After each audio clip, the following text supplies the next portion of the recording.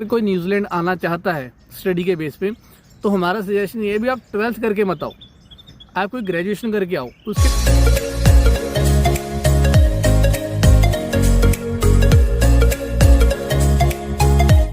Hello दोस्तों, welcome back. एक बार फिर से स्वागत है हमारे यूट्यूब चैनल मरजाना ट्रैवलर पे एक नई वीडियो के साथ। और नया दिन नया सवेरा, नया दिन नई शाम, सवेरा भी नहीं शाम हो गई है। अच्छा, नई अपडेट आई है एक, तो जैसे मैंने अपनी लास्ट वीडियो में कुछ अपडेट बताई थी, नई अपडेट आई है वो है न्यूजीलैंड ने अपनी रेजिडेंसी देने के कुछ प्लान्स में चेंज किया है, कुछ उन्होंने अपडेट किया है। जो सबसे बड़ा अपडेट है जिसके रिगार्डिंग हम लोग बहुत हमारे लिए बेनिफिट हुआ है और हम एक्साइटेड भी हैं। तो हम चाहते हैं भी आप लोगों के साथ भी वो चीज़ शेयर की जाए जो उन्होंने अपडेट किया है। वो इन्होंने अपना, जो आपने देखा होगा हर जगह का, चाहे वो कनाडा का है चाहे न्यूजीलैंड का, हर जगह का एक पीआर लेने का एक पॉइंट सिस्टम होता है।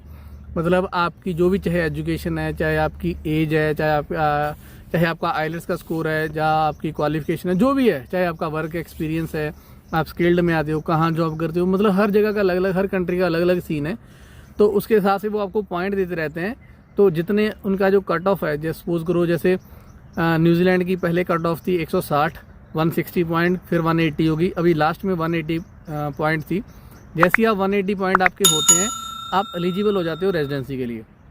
तो अगर आपके 180 पॉइंट होते हैं, जैसे जैसे उन्होंने बताया भी, आपके अगर आपने ये किया हुआ है तो आपके इतने पॉइंट मिलेंगे, अगर आपने ये किया है तो आपको इतने पॉइंट मिलेंगे।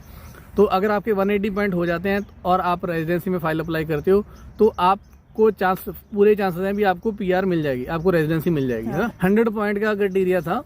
100 पॉइंट के बाद आप एलिजिबल हो जाते हो। पर जो आपको, मतलब अगर आप उस पर्टिकुलर उस फॉर्मेट के हिसाब से जो उन्होंने मांगा है वैसे वैसे आपके पॉइंट बन रहे हैं और आपके 180 हो जाते हैं, तो आपको पीआर मिलेगी। वो डिपेंड करता है आपके ऊपर कितनी फाइल्स हैं, आप कितना लेट होते हो, पर आपको पीआर मिलेगी डेफिनेटली अगर आपके 180 प्लस पॉइंट होते हैं।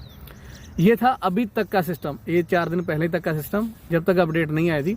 अब इन्होंने अपनी नई अपडेट में ये वाला सिस्टम खत्म कर दिया है। पॉइंट सिस्टम नहीं, पॉइंट सिस्टम है, पर ये 180 वाला खत्म कर दिया है। अब ये लेके आए हैं 6 पॉइंट सिस्टम। अब 180 बोला था यार, कहाँ 180 कहाँ 6, मतलब वो 6 लेने ही बहुत मुश्किल है। तो वो उसके बारे में हम लोग बात कर रहे हैं भी, नया पॉइंट सिस्टम एक्चुअली है क्या, वो आपको हल्का सा ओवरऑल बता देते हैं, कि हल्का सा ब्रीफ देते हैं भी क्या चीज़ है। इन्होंने क्या कर दिया अभी, क्या हो गया, मक्खी मच्छर ऐसे, मतलब वो घास वाले मच्छर। हाँ, एक्चुअली हम लोग यहाँ पे बैठे हैं, यहाँ पे घास घूस बहुत है, तो और आसपास पेड़ बूढ़ है थोड़ा सा, तो इसलिए थोड़ा मक्खी मच्छर है। अच्छा, ये 6 पॉइंट सिस्टम है क्या, इसमें सबसे पहले तो उन्होंने 3 चीज़ों में डिवाइड कर दिया भी। अगर आपके पास एक प्रॉपर, इनकी जितना इनका मीडियन वेज है, आई थिंक 29 के आसपास है। 29। अच्छा, मिनिमम वेज और मीडियन वेज में फ़र्क है। मिनिमम वेज अलग है, जो ये है भी आपको इतना मिनिमम मिलेगा ही मिलेगा। मीडियन वेज वो है जो आप एक पर्टिकुलर स्किल्स में आते हो, उस पर्टिकुलर कैटेगरी में आते हो भी, भाई ये एक अच्छी जॉब वाला, एक रेपुटेटेड जॉब में आ जाता है मीडियन वेज।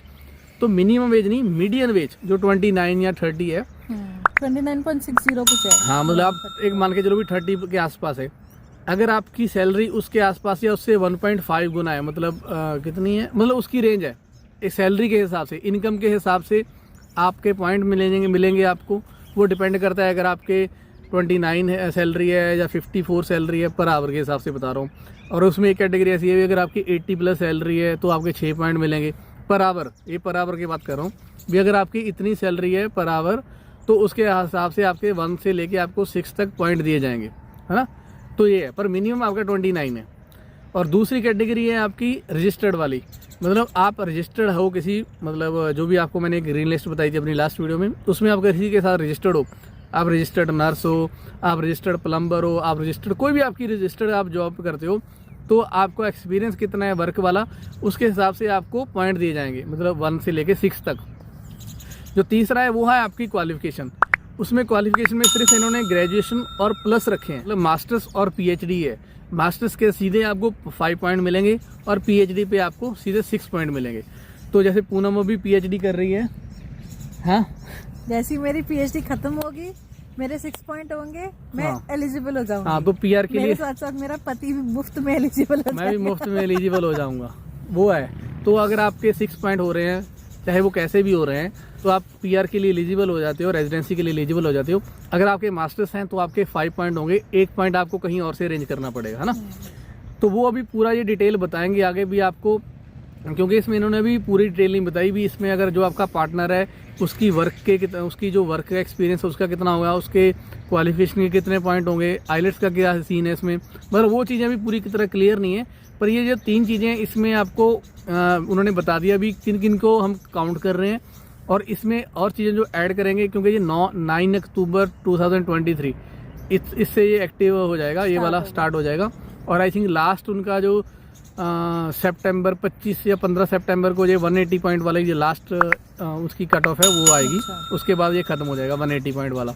अच्छा, और ये जो 3 मैंने आपको कैटेगरी बताई हैं, आप इनको मिक्स नहीं कर सकते, आप किसी एक में ही जा सकते हो। ऐसा नहीं कर सकते भी यार मेरी इनकम मेरी 29 आ गई तो मैं 2 पॉइंट वहाँ से ले लेता हूँ और 3 पॉइंट वहाँ से मिलेंगे, मास्टर्स मैंने की हुई है, मेरे 8 पॉइंट हो गए। नहीं, आप इनमें से कोई एक चीज़ ही सिलेक्ट कर सकते हो, समझ रहे हो। सपोज करो मैं बोलूँ, मान लो मैं रजिस्टर प्लम्बर हूँ पर मेरा 6 महीने का एक्सपीरियंस है तो मुझे 3 पॉइंट मिलेंगे, पर मैंने मास्टर्स भी किया, मुझे 8 पॉइंट हो गए मेरे। नहीं, या तो आप मास्टर्स वाले ले लो आप, या आप रजिस्टर प्लम्बर वाले ले लो। तो मतलब यही है, सिर्फ एक ही चीज़ काउंट कर सकते हो। इसके साथ और चीज़ें हैं, और जो वर्क एक्सपीरियंस भी है वो न्यूजीलैंड का वर्क एक्सपीरियंस है। हाँ, ये नहीं कि आपने इंडिया में 4 साल प्लम्बरिंग की है तो यहाँ के आपको मिलेगा, ये चीज़ नहीं है। न्यूजीलैंड में 2 साल का वर्किंग एक्सपीरियंस, मतलब जितने साल का भी होगा उसके हिसाब से आपसे 1 से लेके आपको 6 तक पॉइंट मिलेंगे। पर वो न्यूजीलैंड का चाहिए, एक्रीडेटेड वाला जो मैंने आपको बताया था, एक्रीडेटेड एम्प्लॉयर वाला, वो उस पर हम कभी फिर बात करेंगे। पर ये वाली जो मेन 3 कैटेगरी हैं, इस पर मैं बात करना चाहता था। अभी ये 3 कैटेगरी में आपको उन्होंने बहुत अच्छा अपडेट दिया है, भी ये 6 पॉइंट वाला कर दिया। इसका रीज़न सबसे मैं आपको बताता हूँ, इसका रीज़न क्या है। पिछले 5 से 6 महीने में न्यूजीलैंड की जो क्रीम थी, क्रीम मतलब जो इनकी स्किल्स थी, चाहे वो ग्रीन लिस्ट वाली स्किल्स थी, चाहे वो एजुकेशन के बेसिस पे थी। अब सपोज करो ये किसी को स्कॉलरशिप देते हैं, यहाँ पे पीएचडी करने बुलाते हैं, वो अपने रिसोर्सेज उस पर यूज़ करते हैं, वो यहाँ पे स्टडी करता है। पर यहाँ के स्टडी करने के बाद वो सीधा ऑस्ट्रेलिया मूव कर जाता था या किसी और कंट्री में मूव कर जाता था जहाँ उसको अच्छी अपॉर्चुनिटी मिलती थी, क्योंकि उसको लगता है भी यार अब मैंने पीएचडी कर ली, मेरे पास क्वालिफिकेशन है तो मुझे बेटर ऑप्शन मिलती है वो। तो इसलिए उन्होंने क्या किया भी भाई जो हायर क्वालिफिकेशन करते हैं, चाहे वो मास्टर्स वाले हैं चाहे पीएचडी वाले हैं, उनको इस कंट्री में होल्ड करके रखना है, इस कंट्री में रोकना है। और अगर किसी कंट्री को किसी अच्छी स्किल को, अच्छी क्रीम को रोकना है तो सबसे बेस्ट ऑप्शन क्या है, उसको आप रेजिडेंसी दे दो। क्योंकि रेजिडेंसी क्या होता है, अगर आपको रेजिडेंसी मिलती है आप बहुत सारी चीज़ों के लिए एलिजिबल हो जाते हो। आप अपना घर बनाने का सोचने लग जाते हो, आप कोई बिजनेस सेटअप करने का सोचने लग जाते हो। इसलिए इन्होंने पीएचडी और मास्टर्स वालों को हायर में रखा है। पीएचडी वालों को ये डायरेक्ट रेजिडेंसी देने का ट्राई कर रहे हैं, और मास्टर्स वालों को सिर्फ 1 पॉइंट कहीं और से अरेंज करना है तो उसका हो जाएगा। किसी का अगर पार्टनर हो सकता है आगे, ये पार्टनर वालों के लिए बेनिफिट करते हैं। अगर किसी के पार्टनर ने मास्टर्स कर रखी है और एक ने बाहर यहाँ से की है, एक ने बाहर से की है, तो अगर उसने NZQA करवा लिया तो हो सकता है दोनों के पॉइंट सेम हो जाए, मतलब 6+ का क्राइटेरिया वो फुलफिल कर लें बस। मतलब डिटेल्स आएंगी वेबसाइट पे, पर अभी उन्होंने ये बता दी कि भाई ये सिस्टम है। हाँ, ये सारी इन्फॉर्मेशन आपको उनकी ऑफिशियल वेबसाइट जो हमने बताया था, इमिग्रेशन की जो ऑफिशियल वेबसाइट है वहाँ पे सारी इन्फॉर्मेशन पड़ी है। पर हम अपनी लैंग्वेज में बता रहे हैं। इससे रिलेटेड ही हम लोग अपनी तरफ से एक सजेशन आपको देना चाहते हैं। अगर कोई न्यूजीलैंड आना चाहता है स्टडी के बेस पे, तो हमारा सजेशन ये भी आप 12th करके मत आओ, आप कोई ग्रेजुएशन करके आओ। तो उसके 2 बेनिफिट हैं। अगर आप मास्टर्स करने आओगे तो आपको सीधे यहाँ पे 5 पॉइंट मिलेंगे। मास्टर्स होती है आपकी साल या 2 साल की, तो आपका खर्चा कम हो जाएगा as compare to the graduation जो आपकी 3 या 4 साल की होगी, है ना। तो बेटर है आप ग्रेजुएशन इंडिया में करके आओ, सस्ते में करके आओ, और अपनी एजुकेशन खराब नहीं है, बहुत अच्छी है। अपनी एजुकेशन बेस्ट है। मैं जब यहाँ आई हूँ मैंने रियलाइज किया है हम अपनी एजुकेशन की वैल्यू नहीं करते हैं, पर अपनी कंट्री की एजुकेशन सबसे बेस्ट है। बस ये है कि यहाँ पे टेक्नोलॉजी ज्यादा अच्छी है, तो हमें लगता है कि हाँ हमने हवा बना रखा है कि हाँ बाहर एक्चुअली ये अच्छा है। ऐसा कुछ नहीं है।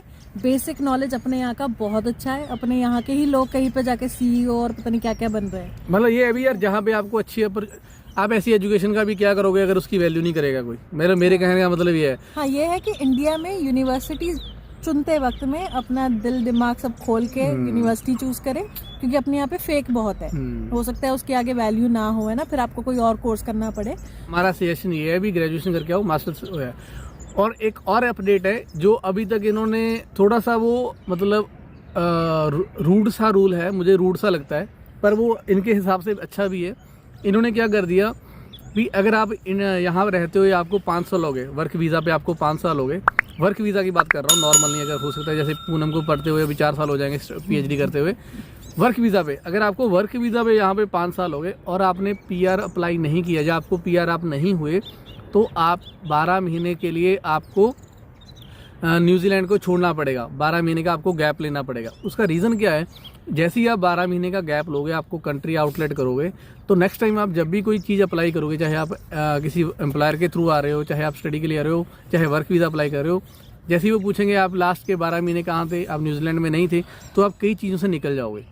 तो आप 5 साल में यहाँ पे रहते हुए PR नहीं हो रहे, तो आपको कंट्री छोड़नी पड़ेगी। इसका ये रीज़न हो गया। अभी जो 5 साल में क्यों बोल रहा हूँ, मैंने आपको लास्ट वीडियो में भी बताया था भी वर्क वीज़ा उन्होंने बढ़ा के 3 का 5 कर दिया, तो ये उसी 5 को लेके चल रहे हैं भी। अगर आपके पास 5 साल का वर्क वीज़ा है तो उसके दौरान आप कोई ऐसी अपने आप में स्किल, अपने आप को ऐसी चीज़ स्किल में इनरोल कर लो या ऐसी चीज़ के साथ अपने आप को जोड़ लो जो आपके इस पॉइंट सिस्टम को, ये 6 पॉइंट में कहीं ना कहीं आपको फिट करवा दे और आपको रेजिडेंसी में हेल्प कर दे।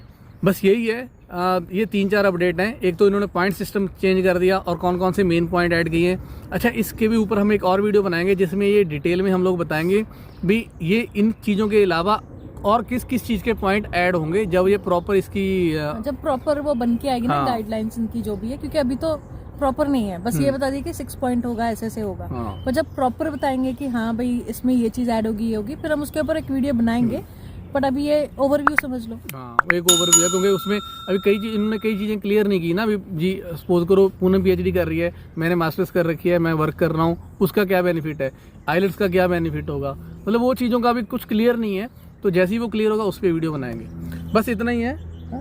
आप रेडी हो रेसिडेंट बनने के लिए? हाँ, पहले तो PhD करने के लिए क्लियर हो जाओ क्योंकि इसकी PhD हाँ, बस अभी जैसे ही मेरा 4था साल खत्म होगा, मेरी PhD खत्म होगी। हाँ, तो बस यही है। बाकी आप लोग खुश रहो, हमारे चैनल को प्यार करते रहो, सपोर्ट करते रहो, बाकी दोस्तों के साथ शेयर करो।